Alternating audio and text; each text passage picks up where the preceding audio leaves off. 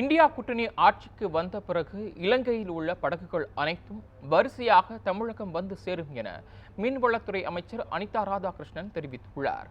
ராமநாதபுரம் தொகுதியில் போட்டியிடும் இந்திய யூனியன் முஸ்லீம் லீக் கட்சியின் வேட்பாளர் நவாஸ் கனி பாம்பன், தங்கச்சிமடம், ராமேஸ்வரம் உள்ளிட்ட பகுதிகளில் வாக்கு சேகரிப்பில் ஈடுபட்டார். அவருக்கு ஆதரவாக அமைச்சர் அனிதா ராதாகிருஷ்ணன், ராஜகண்ணப்பன், ராமநாதபுரம் சட்டமன்ற உறுப்பினர், தமிழக பனைமர வாரிய தலைவர் எர்ணாவூர் நாராயணன் ஆகியோர் ஏணி சின்னத்தில் வாக்களிக்க கோரி பிரச்சாரம் செய்தனர். அப்போது பாம்பன் பகுதியில் மீனவ சங்க நிர்வாகிகள் மற்றும் மீனவ பெண்களை சந்தித்து பேசிய அமைச்சர் அனிதா ராதாகிருஷ்ணன், மீனவர்களுக்கான ஓய்வூதியம், பட்டா, தங்கச்சிமடம் பகுதியில் தூண்டில் வளைவு அமைக்க ஆய்வு போன்ற மீனவர்களின் முக்கிய கோரிக்கைகளை தமிழக அரசு நிறைவேற்றியிருப்பதாக தெரிவித்தார். மேலும் இந்தியா கூட்டணி ஆட்சிக்கு வந்த பிறகு இலங்கையில் உள்ள படகுகள் அனைத்தும் வரிசையாக தமிழகம் வந்து சேரும் என உறுதியளித்தார்.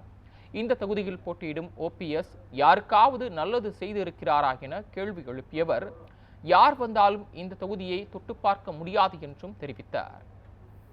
வேட்பாளர் நிறுத்தப்பட்டிருக்கின்றாரு.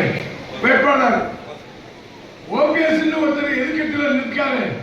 யாருக்காவது நன்மை செய்திருப்பாரு? யாருக்கு எந்ததுக்காவது மக்களுக்கு எந்த மீனவர்களுக்காக நன்மை செய்திருப்பாரா? இந்த கேள்வியை கேட்கிறேன், அவர்கிட்ட கேளுங்க. இதுக்கு முன்னால மீனவர்கள் வந்து பாத்தீங்களான்னு கேளுங்க. ஆனா நம்முடைய வேட்பாளர் நவாஸ் கனி 5 வருஷம் பாராளுமன்ற உறுப்பினர்.